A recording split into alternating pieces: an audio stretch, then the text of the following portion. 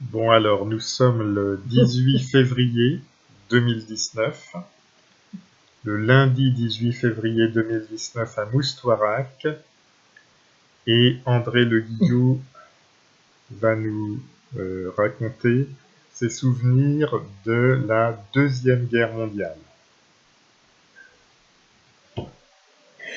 Alors là, le problème, c'est que j'ai des souvenirs, mais je ne les situe pas dans le temps. Enfin, tu Voilà, as tu vois, des... c'est-à-dire que moi j'ai des souvenirs de quand mon père est parti, quand il a été mobilisé. Donc il est parti à Rouen parce qu'il ne voyait pas clair, donc on l'a pas envoyé dans l'armée. Donc je ne sais pas en quelle année c'était. Parce qu'il y a deux dates, il y a 39 et il y a 40. En 39, tu avais 6 ans, Oui, et en 40, j'en avais 7. presque 7, ouais, 7. Ouais. Donc, mais là, dans ma tête, j'ai pas de date. Je sais que quand mon père est parti, et les Allemands, ils sont arrivés de quand? Je sais pas, je me rappelle pas non plus. Ben, c'est en mai 40.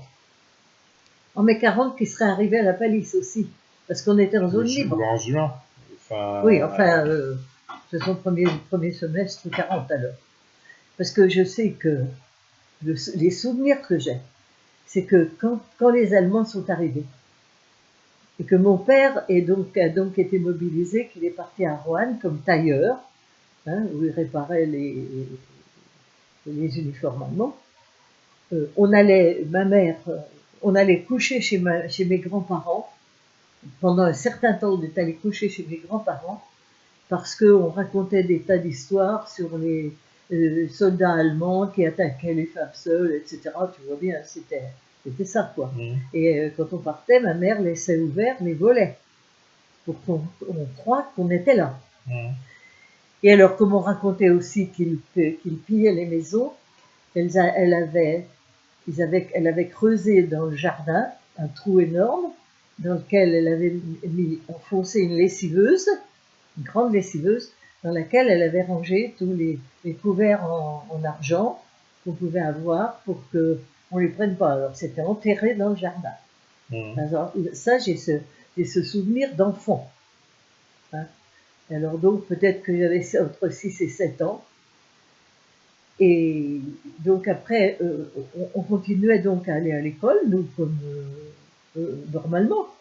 Et je sais que ma mère nous disait tout le temps, s'il y a des soldats allemands qui vous offrent quelque chose, un bonbon, un gâteau, surtout vous ne prenez pas, surtout vous ne prenez pas. Et vous montez pas dans leur voiture. Ça déjà, à cette époque, tu vois, on nous mettait en garde, hein, parce que, j'allais dire, c'est un peu tout le temps pareil, quoi. On a peur de certaines minorités qui arrivent et on invente des tas de trucs parce qu'on n'a jamais été attaqué par aucun Allemand et à la Palisse on n'a jamais entendu quiconque attaqué par un Allemand. Par les SS d'accord, mais ça c'était un peu plus tard, mais par les Allemands, par les soldats allemands jamais. Alors moi j'ai ce souvenir, ces souvenirs-là d'enfant. Mais par ailleurs, j'ai pas tellement de souvenirs de la guerre. Et alors Pépé, il allait à Rouen. Enfin, il était à Rouen. Il était à Rouen. Pendant combien de temps? Jusqu'à... alors je sais pas non plus. Jusqu'à, tu sais, il y a eu aussi des... Comment ça s'appelle? La débâcle. Enfin, c'est pas la débâcle, c'est... Il y a des réfugiés du Nord qui arrivaient. Donc nous, il y en a qui ont été imposés, qui ont été réquisitionnés. Il y avait une famille avec une fille qui était à peu près de mon âge. Mais ils ne sont pas restés longtemps. On leur a trouvé des logements après. Ils ne sont pas restés longtemps. Ah, ils sont venus habiter à la maison? Ah oui, ils sont venus habiter à la maison. Je n'ai aucun souvenir des noms. Hein. Parce qu'ils ne sont pas restés longtemps, de toute façon. Mais la maison, comme il y avait 4 pièces dans la maison, et qu'on était donc plus que 3, ma mère avec nous deux, on a considéré qu'on pouvait accueillir une famille avec une fille. Mais je n'ai aucun souvenir de ces gens-là. Mais je pense qu'ils sont restés peu de temps, mais je n'ai pas de souvenir précis. Sinon, après, quand on a vu que les Allemands n'attaquaient pas les femmes seules et tout ça, on est revenu à la maison, on a eu une vie tout à fait normale, quoi. Mhm. Tout à fait normale. Mais, oui, mais Pépé, il est resté combien de temps Mais j'en sais rien, quand est-ce qu'il y a eu la débâcle? Je ne sais pas les dates. La débâcle, c'est juin 40, hein. Ah ben, c'est dans juin 40, Juin, ils sont juillet. partis de. Donc, ils sont partis Mai, juin. ils sont partis de Rouen, hein, et ils sont arrivés à Toulouse. Qui est parti de Rouen? Eh ben, tous ceux qui étaient, au fond, ils n'étaient pas prisonniers, mais ils étaient auxiliaires de l'armée française. Ils n'étaient pas, puisqu'ils ne pouvaient pas physiquement être militaires, donc ils étaient auxiliaires de l'armée française. Donc quand les Allemands sont arrivés en zone libre, puisque Rouen, la Palisse, c'était la zone libre, ces gens-là, on les a déplacés vers le sud. C'est-à-dire qu'ils ont fui devant les Allemands. Donc Pépé faisait partie de ces gens. Il a fait partie de ça, et ils sont arrivés à Toulouse. Alors tu vois, Rouen, c'est à 50 km de la Palisse, et au lieu de les renvoyer chez eux, on les a emmenés jusqu'à Toulouse. Puis après, ils sont revenus à la maison. Mais moi, j'ai pas de... Bon, tu sais, quand on a 6 ans, 7 ans, on vivait comme ça, et puis c'est tout, non? D'autant que nous, les Allemands, on les voyait jamais, puisqu'on était en dehors de la ville, si on peut dire. Mais il n'y a que quand on allait à l'école, et encore, l'école, c'était juste, c'était pas encore tout à fait dans la ville, donc on n'en croisait jamais de soldats allemands, jamais. Moi, je me rappelle pas avoir croisé des soldats allemands. Simplement, ils venaient chez mon père. Ils venaient au magasin de mon père. Donc en centre-ville. En centre-ville. Et alors, il y avait des soldats ou des officiers qui venaient, mais simplement pour faire du travail. C'était pas pour contrôler peut-être aussi, mais c'est officiellement pour contrôler, pour travailler. Et si on était là, ce jour-là, parce que par exemple le jeudi, il y avait encore le marché et tout ça, donc si on était là quand les Allemands rentraient dans la boutique, on avait ordre de foutre le camp. Donc dès que on était en général avec ma mère, on était toutes les deux avec ma mère, et si un Allemand rentrait dans la boutique, on partait. On partait par derrière, puisqu'il y avait une porte de sortie qui nous ramenait sur la route, quoi. Et on partait. Donc on n'a jamais eu affaire aux Allemands. Jamais. Mais moi, je n'ai pas le souvenir d'avoir rencontré des Allemands, d'avoir parlé à des Allemands, ou que des Allemands nous aient parlé. Jamais. C'était des soldats, c'était pas des... on avait plus la trouille de la milice et de la Gestapo. Ça, c'était un autre problème. Mais autrement, quand j'étais enfant, simplement, on allait, pour se ravitailler, on allait dans une ferme du côté de Saint-Christophe. Saint-Christophe, c'est en allant sur Bilzois, dans la campagne, et on rapportait des fromages ou du beurre, ou des choses comme ça. Et on y allait à vélo, et ma mère avait toujours peur de rencontrer des Allemands parce qu'ils arrêtaient les gens pour le marché noir, et ils parlaient du marché noir. On n'a jamais été arrêtés, et on n'en a jamais croisé. Parce que c'était vraiment la campagne et ça ne les intéressait pas. Ça ne les intéressait pas du tout. Et tu m'avais raconté que Pépé, en tant que tailleur, avait été pris pour un juif. Ah oui, alors ça, c'est à la fin de la guerre. À la fin de la guerre. C'était à la fin de la guerre. Parce qu'à la fin, à la fin de la guerre, c'était avant le débarquement. Il était déjà question du débarquement. Tu vois? Donc, les Allemands ne savaient pas trop si ce serait un débarquement ou si ce serait par l'aviation, l'arrivée, etc. Donc, il y avait un petit terrain d'aviation près de la Palisse, entre la Palisse et Périgny. Il existe toujours. Il existe toujours. Ouais. Et alors, tous les valides de la Palisse, sauf un, qui était un collaborateur, étaient réquisitionnés pour aller creuser des tranchées sur ce petit aérodrome pour que les avions ne puissent pas atterrir. Et il y avait donc un collaborateur qui, lui, n'avait pas été réquisitionné. Et le matin, avant de partir, tous les types qui étaient réquisitionnés, ils se sont plantés devant la maison du type qui s'appelait Menteur. Je ne connaissais pas, moi, mais j'en ai entendu parler. Il s'appelait Menteur, mais on l'a pas réquisitionné. Donc, ils allaient de la palisse à l'aérodrome, ils creusaient des tranchées. Et puis alors, je ne sais pas, alors il y avait tous les valides, hein, qu'ils soient commerçants, ouvriers, tout le monde, quoi, étaient réquisitionnés pour aller creuser des tranchées. Et donc, je ne sais pas pourquoi une brigade d'Allemands sont allés les chercher. C'était des SS, hein, enfin une milice. Sont allés les chercher à l'aérodrome et les ont tous ramenés jusqu'à la mairie. Ça faisait une trotte à pied. Parce il avait dû y avoir quelque chose, mais je ne sais pas. Bon, donc ils sont tous arrivés à la mairie. Et quand ils sont arrivés à la mairie, mon père disait, entre l'aérodrome et la mairie, il n'y avait plus un seul juif dans le cortège. Ils étaient tous arrivés à s'éclipser. Parce qu'on les connaissait, les juifs. Nous, on allait à l'école avec eux. Il y avait des filles, des garçons. Mon père en connaissait parce qu'il y en a beaucoup qui étaient dans le tissu, tout ça, ou qui étaient ailleurs, ou des choses comme ça. Donc mon père en connaissait. Et il disait, aucun n'est arrivé à la mairie. Ils sont tous arrivés à passer en douce du cortège dans les petites rues de la palisse. Bon, et alors, arrivé à la mairie, les Allemands ont interrogé tous les gens qui étaient là. Et quand ils sont arrivés à mon père, ils ont vu tailleur. Alors ils lui ont dit juif.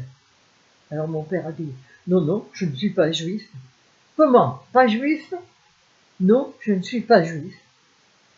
Et il a dit, enfin mon père a dit, j'ai eu la chance que celui qui m'interrogeait a été appelé par un supérieur.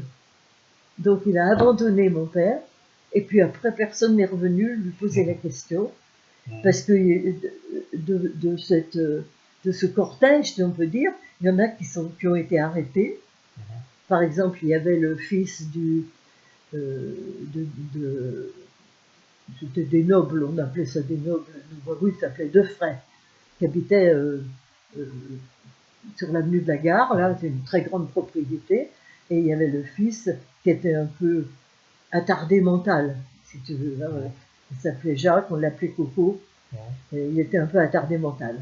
Et il a été envoyé à la Malcoiffée à Moulins. Il a été arrêté parce que, comme il était un peu attardé mental, il n'arrivait pas à s'exprimer. Alors, un jour, le père est venu à la maison, Defray est venu à la maison pour le soir même, sans doute, pour demander comment ça s'était passé, pourquoi son fils avait été arrêté. Alors, mon père lui a expliqué ce qui s'était passé pour lui, et il a dit, je pense que votre fils, il a eu du mal à s'exprimer, donc on l'a arrêté, on l'a envoyé à la Malcoiffée. Mais il n'est pas resté, il n'est pas resté. Il est resté longtemps. Oui. Non, d'ailleurs, ceux qui ont été arrêtés, ils ne sont pas restés. Je te dis, parce que d'abord, il n'y avait pas un juif, puisque mon père avait été étonné, il a dit, il les connaissait, il dit, il n'y a plus un juif, on se demande comment ils ont fait pour s'échapper. Ben, il n'y en avait plus un. Donc, il n'y en a pas, je pense qu'il y en a très peu qui ont été arrêtés à ce moment-là, et de toute façon, ils n'ont pas été, ils sont venus, quoi. On s'est aperçu que c'était des gens sans importance. Oui. Mais il y avait beaucoup de juifs à la palisse? Bah, écoute, moi je connaissais des filles qui étaient à l'école avec moi, Hertz, elle s'appelait. C'était des familles, mais il y en avait sans doute d'autres, moi. On les connaissait pas tellement. Hein. Nous, on connaissait celles qui étaient avec nous à l'école. Mais il y en avait peut-être pas beaucoup, mais c'était comme ça avait été en zone libre. Donc ils étaient venus du Nord, si tu veux, de Paris. C'était des gens qui n'habitaient pas la palisse au départ. Ah non, c'était des gens qui étaient, entre guillemets, réfugiés, si tu veux, qui étaient arrivés là. Et alors après, je crois qu'ils ne sont pas retournés, qui sont pas retournés au terrain d'aviation. Parce qu'après, ça a dû se précipiter, c'était la fin de la guerre, quoi. S'ils ont fait, Ouais. voilà, c'était un peu... Si c'était un peu avant juin 44, Voilà, après, voilà, bon, voilà. oui, c'est allé assez vite, hein. Ouais. Parce que la Palisse a été libérée à quelle date, est-ce que tu te souviens? Ah, écoute, je me souviens pas, mais je me souviens de la libération. Je ne sais, je me souviens pas de la date, je me souviens simplement de la libération. Que tout le monde c'était formidable, les gens étaient heureux de cette libération.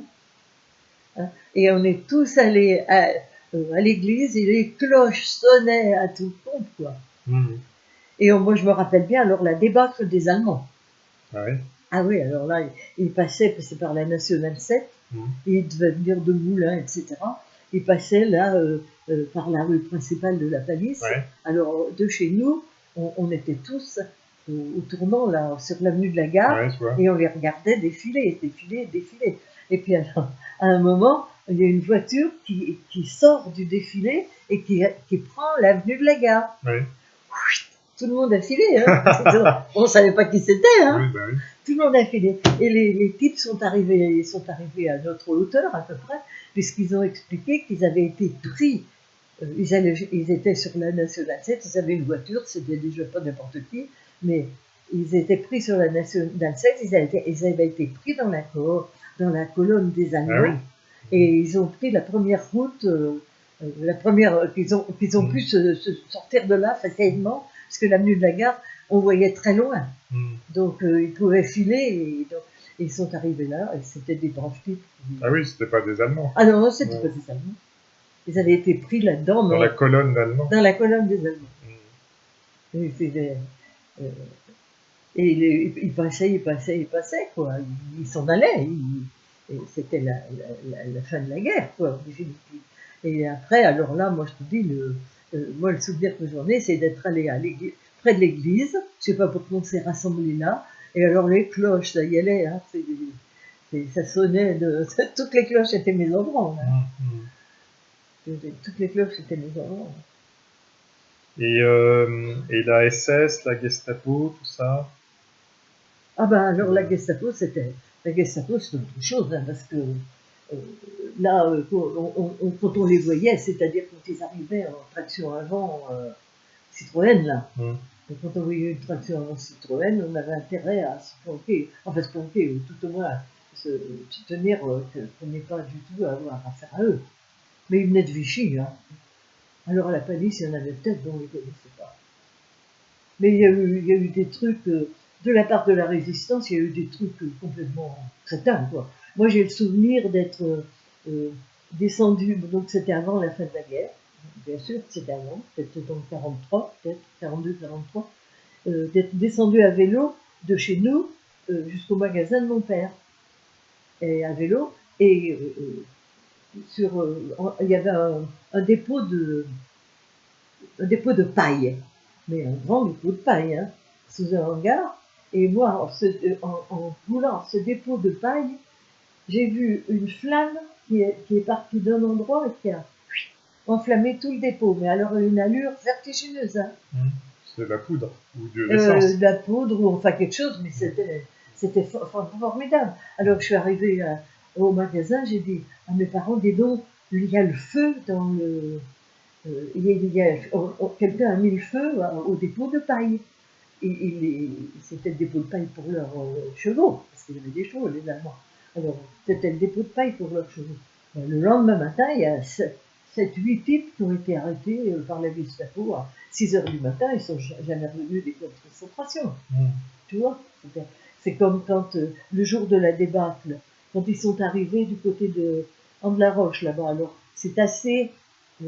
c'est un peu comme le bord du Blavel, hein. C'est assez encastré, quoi. Il y a la route, et puis à côté, il y a des bois, etc.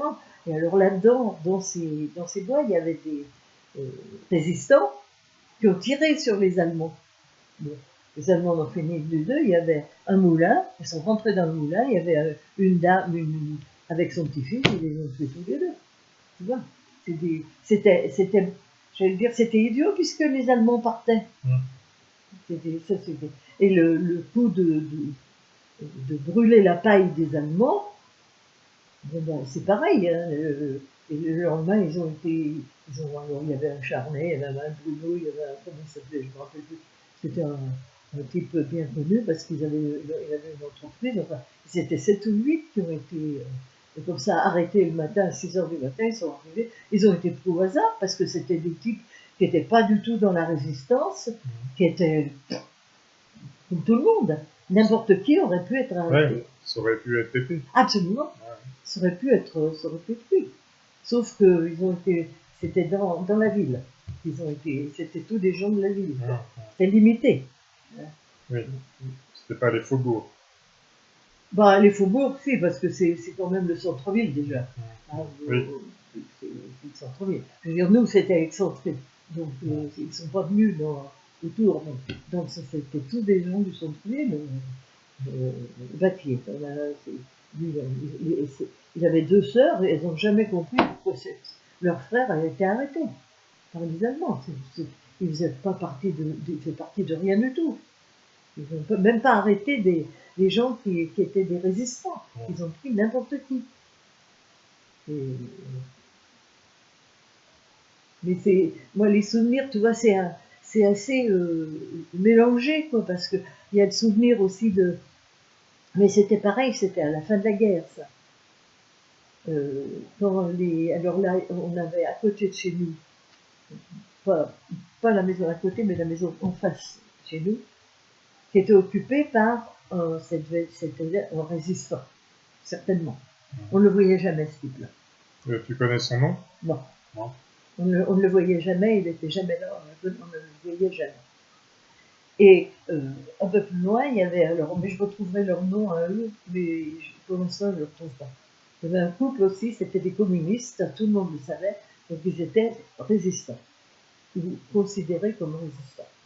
Et là, les Allemands sont arrivés pour les arrêter.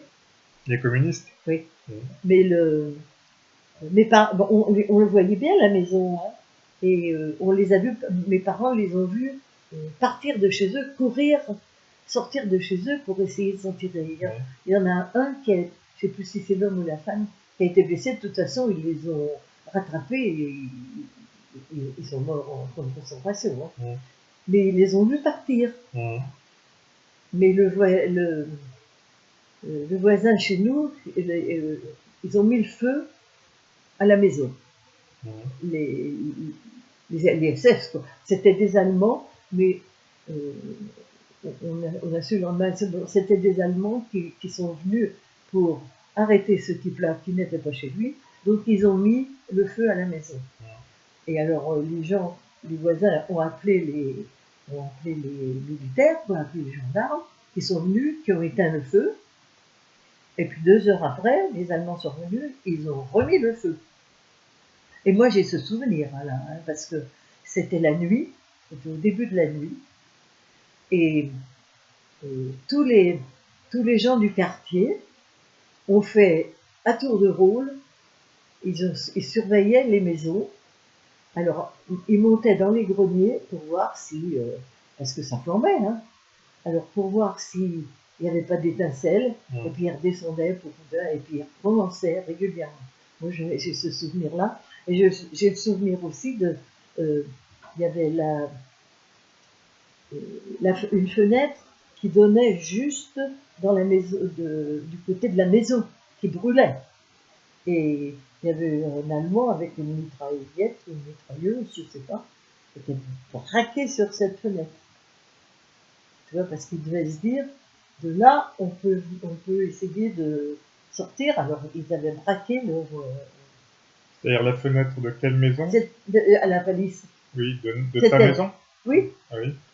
C'était la fenêtre de ce qu'on appelait le salon les derniers temps, oui, là. Oui. Mais il n'y avait pas la salle d'eau à l'époque.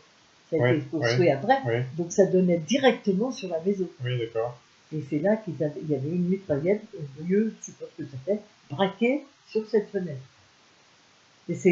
Mais ça, tu vois, c'est des souvenirs tout mélangés, parce que j'étais môme et que, voilà. Mm. Et le lendemain, il y avait un monsieur, et je t'avais dit, parce qu'il y avait eu la scierie au bout de la rue, et c'était une machine à vapeur qui actionnait les scies. Alors il y avait quelqu'un qui venait très tôt le matin pour mettre en route la machine à vapeur, et la charger. Et il nous a dit, eh ben dites donc, vous étiez bien gardés ce matin, hein. Il y en avait un devant chaque maison. Mais seulement, il devait être peut-être 4-5 heures du matin, parce que lui, il venait très tôt pour que la machine soit en route quand les ouvriers venaient, donc ça devait être très tôt. Alors il était là, et vous étiez bien gardés, il y en avait un devant chaque maison. C'est comme ça qu'on a su qu'ils étaient venus mettre le feu à la maison d'à côté. Mm. Je ne trouve pas le nom mais je retrouverai le nom des gens qui étaient communistes. On savait qu'ils étaient communistes, donc par définition, ils étaient résistants par rapport aux Allemands. Mais je ne retrouverai pas. Et pour l'instant, je ne retrouve pas. Et on avait beaucoup reproché parce que il y en avait un des deux qui avait été blessé, je ne sais plus si c'est l'homme ou la femme, et on avait appelé un médecin, mais les médecins n'avaient pas voulu se déplacer. Mm. Parce qu'il y avait des risques. Bon. Et l'épuration? Ah là, j'ai aucun souvenir de l'épuration. Je ne sais pas si à la de toute façon, même si à la palisse il y a eu, mais j'ai pas le souvenir de femmes tondues ou de trucs comme ça. Mais tu m'avais raconté une histoire d'un type un pauvre type qui avait été égorgé. Ah, ça on nous l'a dit. Ouais. Ah, bon, on l'a pas constaté, mais on nous a dit, je sais plus son nom, je sais pas si je l'ai su son nom, mais c'était un type, un simple d'esprit, tu vois, que les Allemands avaient utilisé pour avoir des renseignements, hein, et à la fin de la guerre, on a toujours dit que les résistants lui avaient fait creuser sa tombe et l'avaient égorgé avant de le mettre dans la tombe. Maintenant, ça, c'est ce qui a été dit. Si ça a été dit, c'est peut-être vrai, mais ça, moi, je ne l'ai pas constaté parce que. Mais j'ai pas de souvenir de l'épuration, j'ai pas de souvenir de. Non, j'ai pas de souvenir de gens qui ont été maltraités à cause de leur relation avec des Allemands. Mais peut-être qu'il y n'y avait pas de relation avec des Allemands, que tu sais, à l'époque, les parents ne parlaient pas beaucoup devant les enfants. Donc, et puis ils ne nous auraient jamais emmenés, même s'il y avait eu, tu vois, comme dans certaines villes, des filles tondues et puis qu'on promène dans les rues, nos parents ne nous auraient jamais emmenés là. Mais je ne pense pas que ça existait. Je ne pense pas. Et l'attitude, enfin, qui était maire à l'époque, les élus, je sais pas qui. Et les relations avec Vichy, parce que le gouvernement était à Vichy. Oui, on n'avait pas de relation avec Vichy. Non, vous n'alliez pas à Vichy pendant cette période?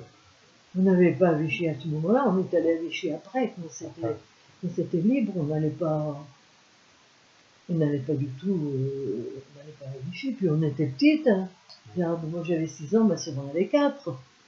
Et tu avais 6 ans au début, mais au début, jusqu'à 11 ans. Tu avais 11-12 ans à la fin. Voilà, ben oui. Mais qu'est-ce que vous voulez qu'on aille faire à Vichy, où il y avait tout l'état-major et tout ça? On n'avait rien à faire à Vichy, hein. On n'allait pas, hein. À l'époque, on ne sortait pas, d'ailleurs, on avait que le train pour y aller, mais on n'avait pas de voiture, hein. Oui. Bon, déjà ça limitait, et puis on n'avait pas de raison d'y aller. Et le clergé, rien à signaler non plus. Le clergé, moi, à 6 ans, je n'allais pas à l'église. Ah bon? Tu vois, qui voulais-tu qui m'emmène à 6 ans? Bah, je sais pas, Après, t'allais pas au caté? ben oui, mais pas à 6 ans. Mhm. On faisait la communion à 11 ans. Donc ça devait être 9 ans, Ouais. 10 ans. Le clergé, je pense que le clergé c'était un carreau, hein. Ils n'étaient pas. Ils étaient ni d'un côté ni de l'autre, mais enfin, ils pouvaient. C'est pareil, ça, on pouvait ne pas le savoir. Mm. Parce que les gens ne se vantaient pas non plus de garder chez eux des résistants ou de les planquer. Oui. Je sais que chez mon père, il y avait un juif qui était qui travaillait à l'atelier. Mais quand il y a eu quand on a entendu parler des juifs qui étaient persécutés ou ramassés et tout ça, il est parti. Je Ah oui? crois que mon père lui a dit, oui, mais il est parti, on l'a su après, il est parti pas très loin, il était chez un ouvrier de mon père, qui s'appelait Jean Sabot, et qui habitait avec sa grand-mère dans la campagne, là, et il paraît qu'il est resté chez lui toute la fin de la guerre. Mais cette maison-là, il n'y avait pas un voisin. Ah oui. C'est une maison C'est complètement isolée. isolé, ouais. Alors, il y a eu 2 fermes en hauteur, dont une ferme était tenue par les parents de ce Jean Sabot, Mm. hein, et puis l'autre, c'était je pense que c'était déjà les Foubert, c'était un type qui était de l'âge de mon père, mais ils étaient bien au-dessus de la maison, donc tu sais, ils pouvaient très bien être complètement ignorés. Mm. Mais je sais pas ce qu'il est devenu à la fin de la guerre, ce type-là. Je sais pas. Je sais qu'il est venu à la maison, je ne sais pas pourquoi, mais je l'ai vu à la maison, et, je crois qu'il était avec Jean Sabot, qui était un ouvrier de mon père, et est-ce qu'ils en ont discuté? Mais pas devant nous. Oui, c'est ça. Ah voilà, on n'a rien su, nous. Mm. On n'a rien su. Mm. On n'a rien su du tout. Mais nous, mais quand même, la palisse, c'était la zone libre. Donc, c'était pas la même tension, si tu veux, que dans la zone dite occupée. Elle a été occupée après, mais je pense que ça ne devait pas être la même tension. Mm. Et vous aviez la radio ou pas? Et la radio, Vous écoutiez ah, quelle chaîne? ça, on n'écoutait rien du tout. Nous, on n'écoutait rien. Mon père prenait les informations, je ne sais pas sur quelle chaîne, je ne sais pas mais tu sais, il n'y en avait pas beaucoup à l'époque, Non. hein, de toute façon. Je sais qu'ils prenaient les informations, mais nous, on n'était jamais là. Ah oui? Non, parce que, tu vois, enfin, les parents considéraient à l'époque que moins on en savait, mieux c'était. Par conséquent, on ne nous disait rien, on n'assistait à aucune discussion, on n'écoutait aucune chaîne de radio, donc on ne savait rien, donc même si on nous avait posé des questions, on ne pouvait rien dire parce qu'on ne savait rien. Oui. C'était comme ça, c'était dans cet esprit-là. Et puis qu'on n'était pas bien vieille non plus, on n'était pas bien vieille non plus. Hein. Et concernant l'alimentation, Écoute, l'alimentation, c'est-à-dire que nous, on avait 2 grands jardins. On avait notre jardin, ouais. On avait le jardin du grand-père, qui est près de sa maison. Le grand-père Chabroux, Grand-père Chabroux. il habitait où? Comment je vais t'expliquer ça?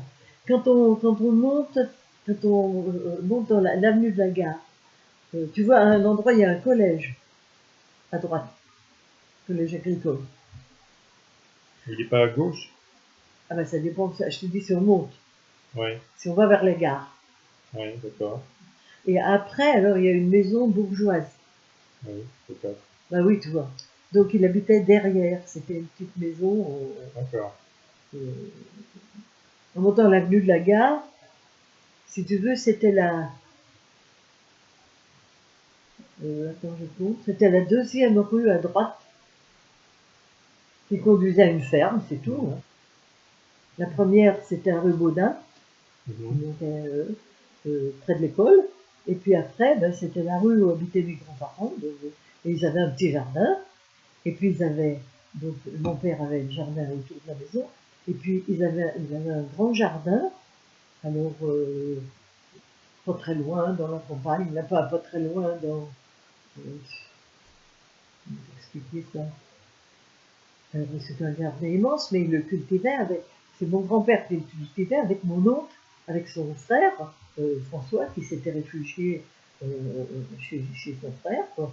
Donc ils cultivaient tous deux le jardin.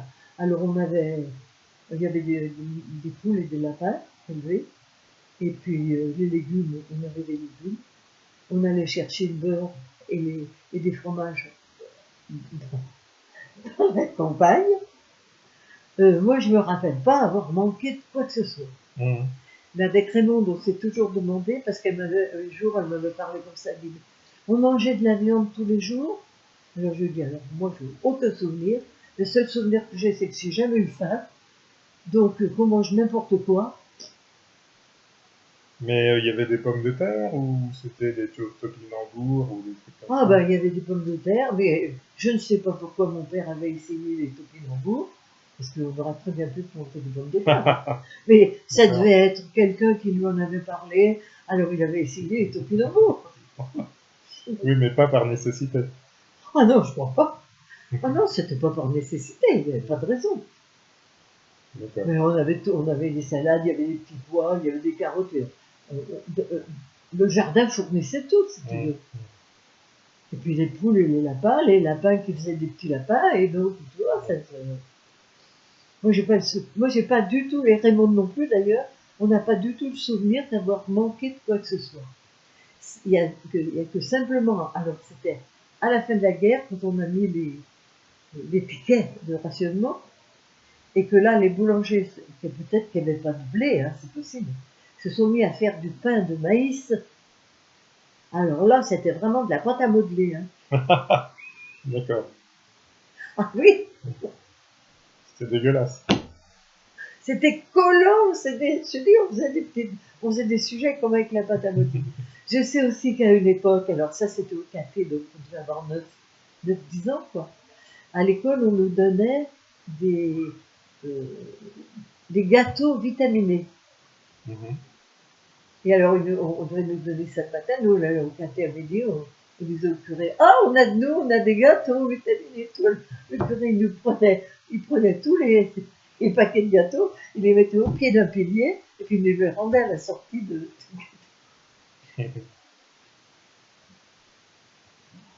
Ouais. Non, mais Et ouais, donc là, la présence des Allemands à La Palisse, elle se matérialisait comment? Vous voyez des véhicules, des chars, des trucs? du char, jamais vu de char, non. Non, pas de chars, pas d'auto blindés, enfin de véhicules Mais on était blindés. en dehors de la ville, nous. Hein. Ouais. Donc, moi, bon, tu sais, on a vu des autos, mais on voyait moi, je pense qu'il y avait aussi des chevaux, que les Allemands se baladaient en chevaux. Ils occupaient un château qui s'appelait le château des Vigneaux, qui était alors loin de chez nous, de l'autre côté, quand on montait sur Anne-de-la-Roche, là, donc ils occupaient ce château. Mais on n'a jamais eu à se plaindre, si tu veux, enfin, chez nous, de l'attitude des militaires allemands. Il y en a simplement un, une fois, qui se baladait avec une grenade, mais c'est lui qui a payé de sa peau. C'était devant le magasin de mon père, et la grenade a explosé, le type a été réduit en charbouillis, et toutes les vitrines étaient cassées. Mais c'était accidentel, quoi. Ah oui, donc c'est un Allemand qui est mort. Oui, c'est ça. Ouais, Mais il n'y a pas eu de représailles, parce que personne n'était responsable. C'était lui seul qui était responsable. Il n'y a pas eu de représailles. Les seules représailles, c'est à la suite d'intervention des résistants qui habitaient dans les bois, qui étaient dans les bois. Autrement, ou bien alors, mais ça j'ai jamais entendu, mais peut-être de provocateurs, mais ça j'ai jamais entendu.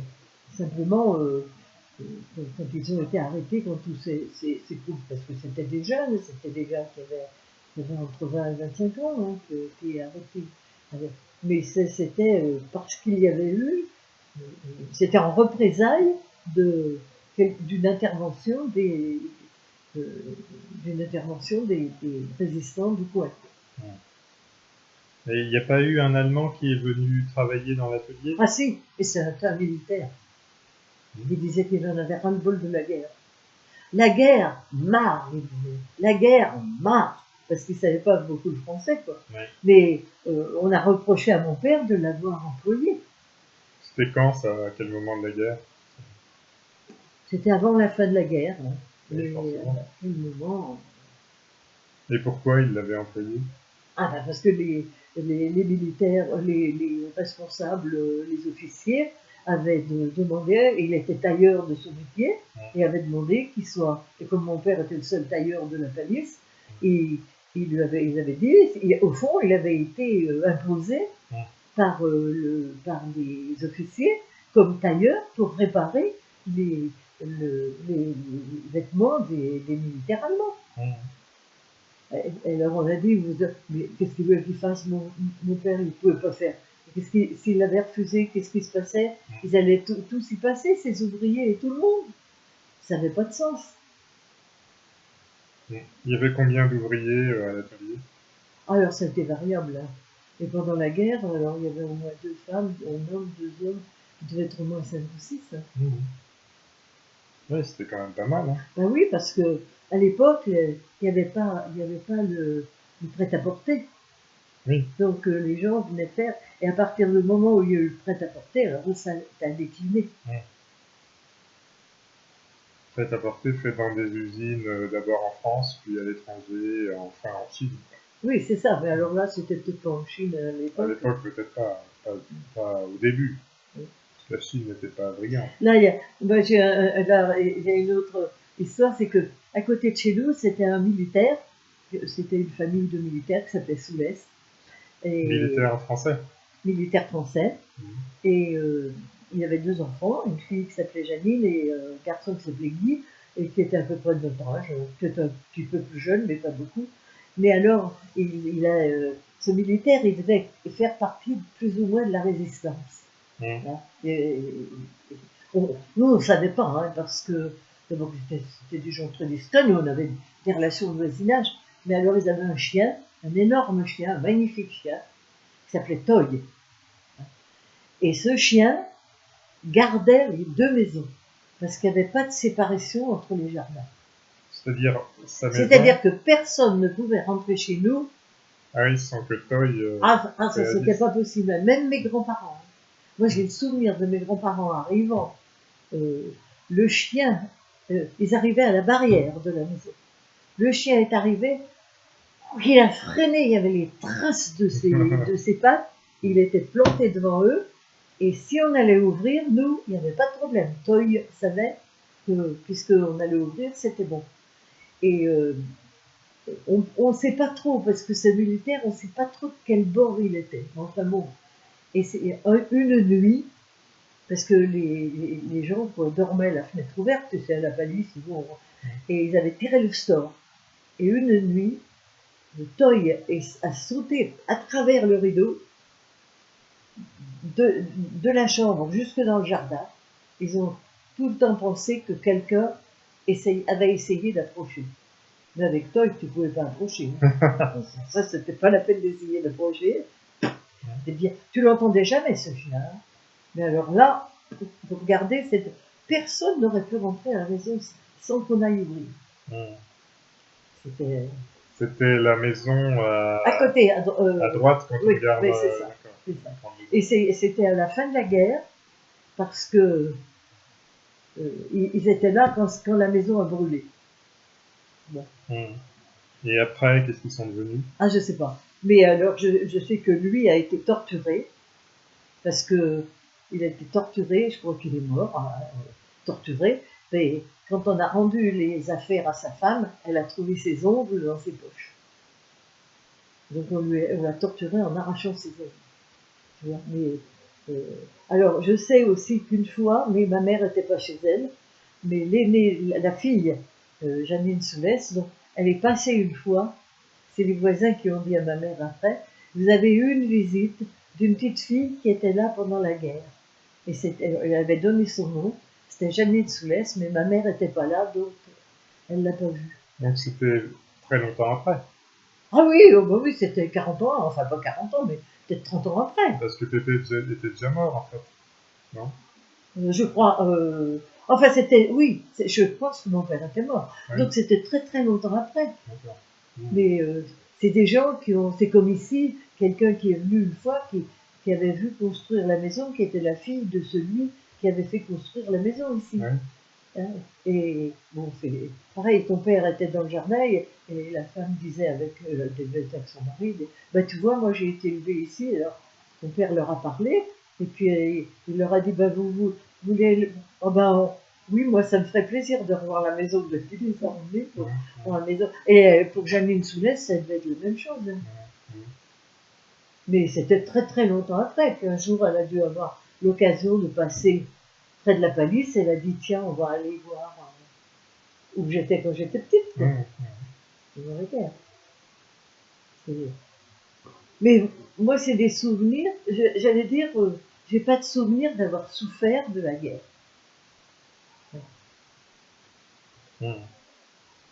Ni matériellement, ni psychologiquement, on n'était pas dans la peur.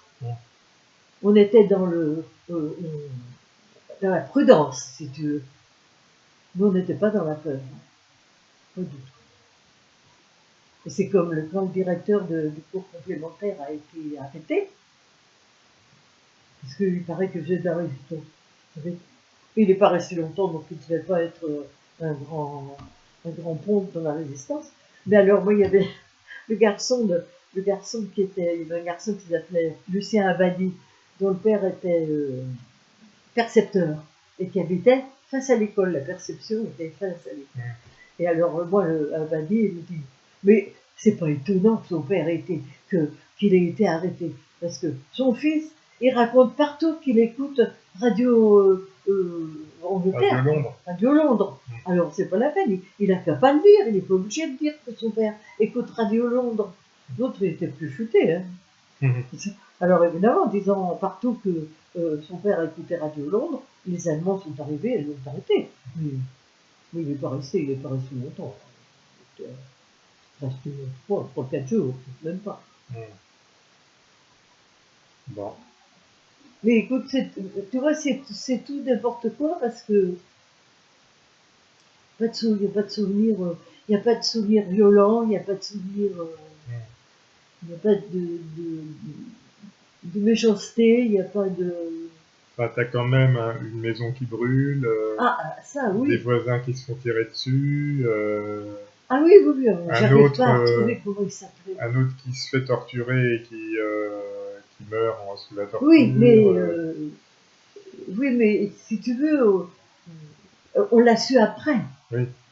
Enfin, on a bien vu la maison brûler, hein, ça, il n'y a pas de problème. Et puis l'autre maison avait brûlé aussi. Hein. Les Allemands avaient été sur le feu. Mais le voisin celui qui habitait dans la maison qui a brûlé, il n'était pas là. Hein. Je ne sais pas où il était, mais je ne sais pas s'il a été trouvé, mais il n'était pas... D'ailleurs, on ne le voyait jamais. Et d'après le monsieur qui s'occupait de la Syrie, il devait venir la nuit. Alors, est-ce qu'il y avait des armes? Ça, on n'a jamais su. Mais il n'y a pas eu d'explosion non plus de la maison. Elle a brûlé, mais il n'y a pas eu d'explosion. Il n'y a pas eu de choses... Bon. Donc, on va arrêter là pour aujourd'hui.